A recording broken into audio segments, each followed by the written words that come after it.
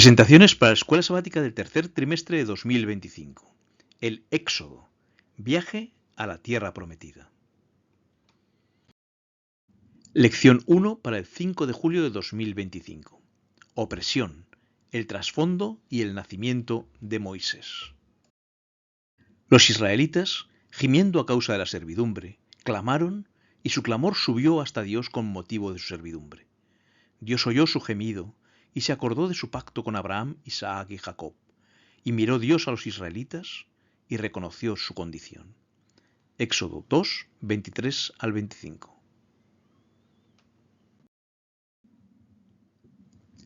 Éxodo comienza su relato con una pequeña familia que se establece en Egipto con el beneplácito del faraón.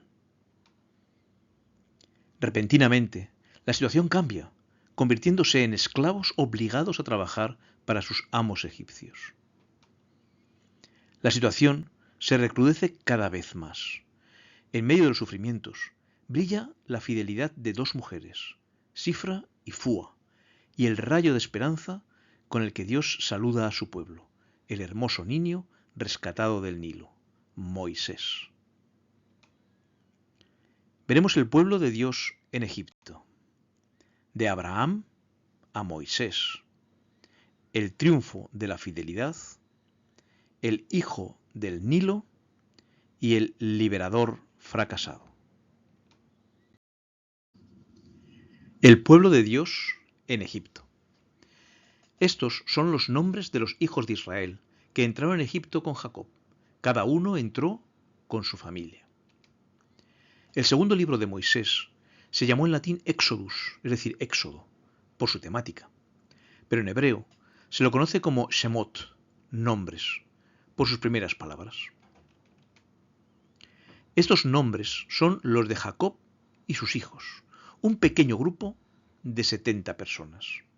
Todas las personas que vinieron con Jacob a Egipto, procedentes de sus lomos, sin las mujeres de los hijos de Jacob, todas las personas fueron 66. Y los hijos de José que le nacieron en Egipto, 2 personas. Todas las personas de la casa de Jacob que entraron en Egipto fueron 70. Si los números no te cuadran, te lo explicamos mejor. 66 personas que entran con Jacob, más los 2 hijos de José, son 68 personas, y no 70. Para obtener el número 70 debemos agregar a José y a Jacob, que no han sido incluidos en ningún momento anterior.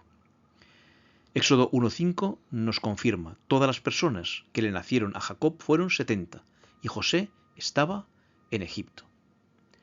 Con el paso del tiempo, se convirtieron en un pueblo con un ejército de unos 600.000 guerreros. Partieron los hijos de Israel de Ramesés a Sucot, como 600.000 hombres de a pie, sin contar los niños. El hijo de Jacob, José, fue ministro de un faraón de la dinastía decimoséptima, de origen Ixo, no egipcio. Cuando los Ixos fueron derrotados, comenzó una nueva dinastía en Egipto, que no conocía a José. Y los hijos de Israel fructificaron y se multiplicaron y fueron aumentados y fortalecidos en extremo, y se llenó de ellos la tierra. Entretanto, se levantó sobre Egipto un nuevo rey que no conocía a José. Esto llevó a Israel a una situación angustiosa. He aquí el pueblo de los hijos de Israel es mayor y más fuerte que nosotros. Ahora pues, seamos sabios para con él, para que no se multiplique y acontezca que viniendo guerra, él también se una a nuestros enemigos y pelee contra nosotros y se vaya de la tierra. Entonces pusieron sobre ellos comisarios de tributos, que los molestasen con sus cargas, y edificaron para Faraón las ciudades de almacenaje, Pitón y Ramesés. Pero cuanto más los oprimían, tanto más se multiplicaban y crecían, de manera que los egipcios temían a los hijos de Israel. Y los egipcios hicieron servir a los hijos de Israel con dureza, y amargaron su vida con dura servidumbre, en hacer barro y ladrillo, y en toda labor del campo y en todo su servicio, al cual los obligaron con rigor. Sin embargo, al final del libro del Éxodo, la situación cambia completamente. Israel adora en libertad, ante la misma presencia de Dios, porque la nube del Señor estaba de día sobre el tabernáculo, y el fuego estaba de noche sobre él, a vista de toda la casa de Israel en todas sus jornadas. La enseñanza del libro es clara. Dios está al control. Él nos salvará, aunque las circunstancias nos lo hagan parecer imposible. De Abraham a Moisés.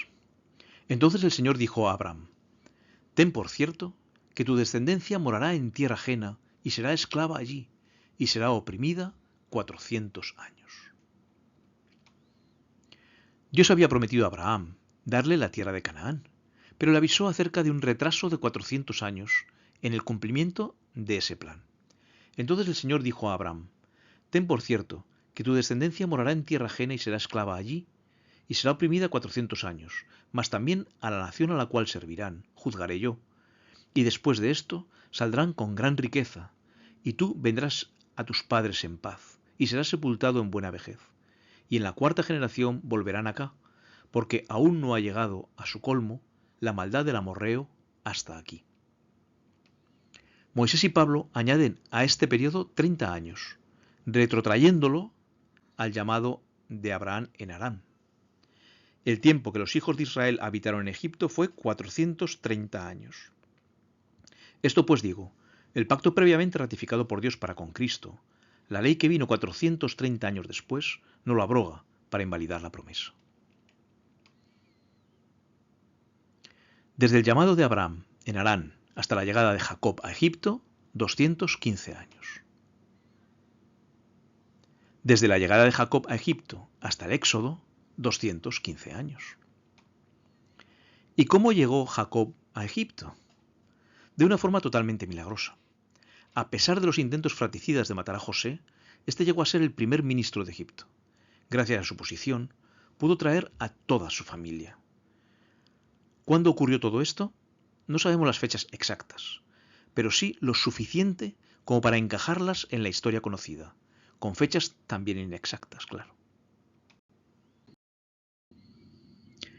En el año 480 después que los hijos de Israel salieron de Egipto, el cuarto año del principio del reinado de Salomón sobre Israel, en el mes de Zif, que es el mes segundo, comenzó él a edificar la casa del Señor.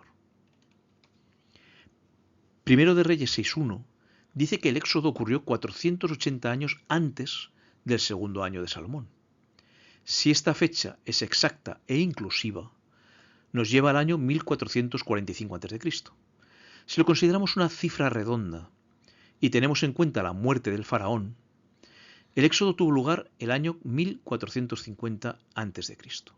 Con estos datos podemos determinar varios momentos de la vida de Moisés. Amosis I, que reinó entre 1575 y 1550 a.C., derrota a los hicsos. Es el faraón que no conocía a José y esclavizó a Israel. Amenofis I reinó entre 1550 y 1530. Continuó oprimiendo a Israel. Tutmosis I, entre 1530 y 1517, mandó matar a los niños hebreos. Moisés, nacido en 1530 y fallecido en 1410 a.C., es adoptado por la hija de Tutmosis I, Hatshepsut.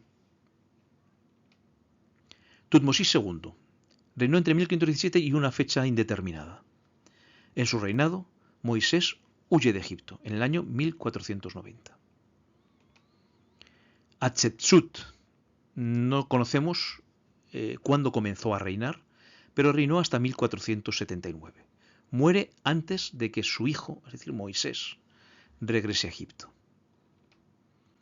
Tutmosis III reinó entre 1479 y 1450. El faraón del Éxodo. Su primogénito estuvo al cargo del ganado, pero nunca reinó. Él murió en la 10ª plaga. Amenofis II reinó entre 1450 y 1424. Fue hijo de Tutmosis III, pero no era su primogénito.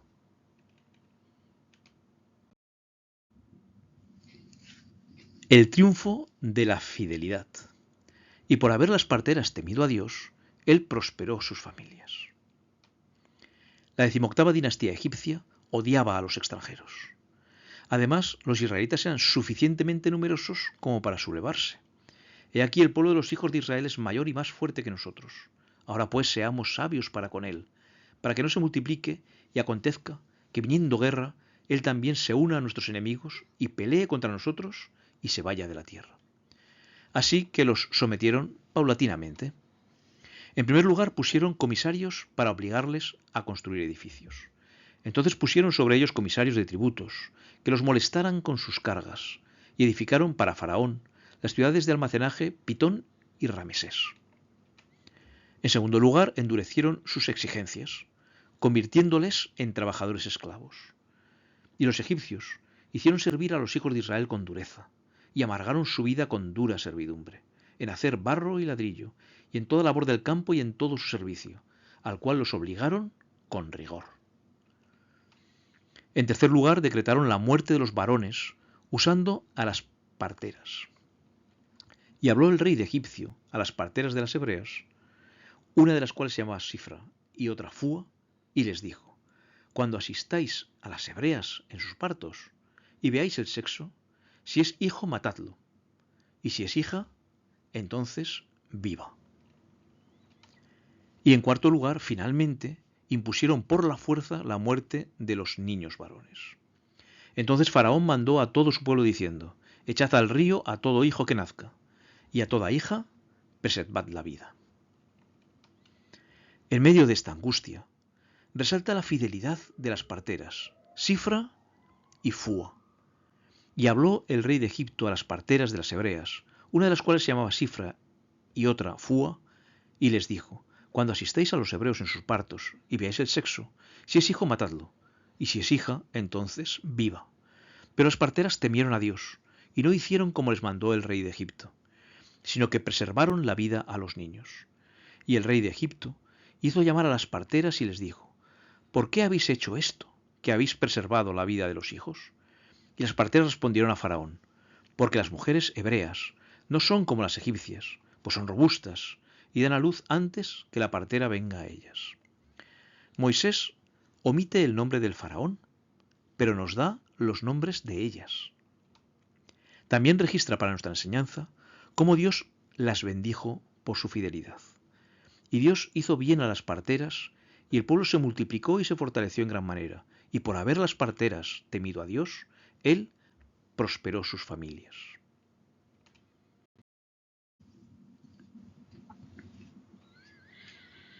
El hijo del Nilo. La mujer quedó embarazada y tuvo un hijo, y al verlo tan hermoso, lo escondió durante 3 meses.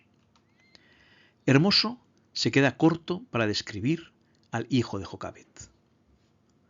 El término hebreo top, bueno, hermoso, perfecto, es el mismo que usa Dios para describir la perfección de su creación. Y vio Dios todo lo que había hecho, y aquí era bueno, top, en gran manera.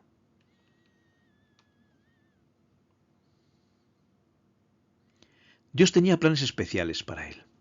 La madre se arriesgó, una joven se enterneció, una niña habló con sabiduría, y el futuro libertador fue librado de la muerte. Pero no pudiendo ocultarlo más tiempo, tomó una arquilla de juncos y la calafateó con asfalto y brea, y colocó en ella al niño, y lo puso en un carrizal a la orilla del río. Y una hermana suya se puso a lo lejos para ver lo que le acontecería. Y la hija de Faraón descendió a lavarse al río, y paseándose sus doncellas por la ribera del río, vio ella la arquilla en el carrizal, y envió una criada suya a que la tomase. Y cuando la abrió, vio al niño, y aquí que el niño lloraba. Y teniendo compasión de él, dijo: de los niños de los hebreos es este. Entonces su hermana dijo a la hija de Faraón: ¿iré a llamarte una nodriza de las hebreas para que te críe este niño? No sabemos el nombre que le dieron sus padres, pero sí el que le dio su madre adoptiva, la hija de Faraón. Lo llamó Apimosis, hijo del dios Nilo. Pero él solo se consideró hijo, Mosis, Moisés. Y cuando el niño creció, ella lo trajo a la hija de Faraón, la cual lo prohijó y le puso por nombre Moisés, diciendo: porque de las aguas lo saqué. Su madre aprovechó bien los pocos años que lo tuvo a su cuidado. Y la hija de Faraón respondió: Ve. Entonces fue la doncella y llamó a la madre del niño, a la cual dijo la hija de Faraón: Lleva a este niño y críamelo, y yo te lo pagaré. Y la mujer tomó al niño y lo crió. Le enseñó a ser un verdadero hijo de Dios. ¿Qué labor tan importante realizan las madres al educar en el temor de Dios a sus hijos? Dios había oído las oraciones de la madre. Su fe fue premiada. Con profunda gratitud emprendió su tarea, que ahora no entrañaba peligro. Aprovechó fielmente la oportunidad de educar a su hijo para Dios.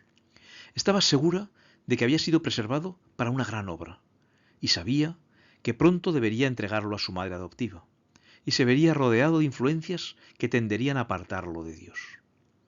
Todo esto la hizo más diligente y cuidadosa en su instrucción que en la de sus otros hijos. Trató de inculcarle la reverencia a Dios y el amor a la verdad y a la justicia, y oró fervorosamente que fuera preservado de toda influencia corruptora. Le mostró la insensatez y el pecado de la idolatría, y desde muy temprana edad lo enseñó a postrarse y orar al Dios viviente, el único que podía oírlo y ayudarlo en cualquier emergencia. El liberador fracasado. Oyendo Faraón acerca de este hecho, procuró matar a Moisés, pero Moisés huyó de delante de Faraón y habitó en la tierra de Madián. Poco sabemos de la juventud de Moisés. Como posible heredero del trono, sería educado para ello, incluyendo pericia militar y política. Sí sabemos que poco antes de que Moisés cumpliera 40 años, por intrigas políticas, Tutmosís II fue proclamado faraón. Entonces, Moisés consideró que había llegado el momento de liberar a su pueblo Israel. Pero comenzó su liberación matando a un egipcio. Grave error. En aquellos días sucedió que, crecido ya Moisés, salió a sus hermanos y los vio en sus duras tareas, y observó a un egipcio que golpeaba a uno de los hebreos, sus hermanos.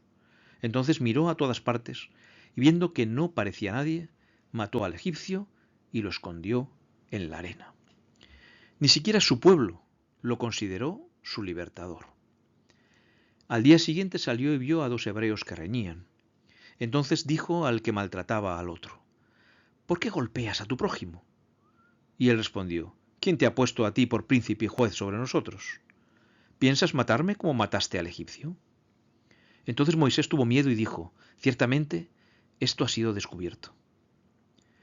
Pero él pensaba que sus hermanos comprendían que Dios les daría libertad por mano suya, mas ellos no lo habían entendido así. En pocos días pasó de ser un respetado miembro de la corte del faraón a un prófugo pastor de ovejas. Oyendo Faraón acerca de este hecho, procuró matar a Moisés. Pero Moisés huyó de delante de Faraón y habitó en la tierra de Madián. Y estando sentado junto al pozo, 7 hijas que tenía el sacerdote de Madián vinieron a sacar agua para llenar las pilas y dar de beber a las ovejas de su padre. Mas los pastores vinieron y las echaron de allí. Entonces Moisés se levantó y las defendió, y dio de beber a sus ovejas. Y volviendo ellas a Reuel, su padre, él les dijo: ¿Por qué habéis venido hoy tan pronto? Ellas respondieron: Un varón egipcio nos defendió de mano de los pastores, y también nos sacó el agua, y dio de beber a las ovejas. Y dijo a sus hijas: ¿Dónde está?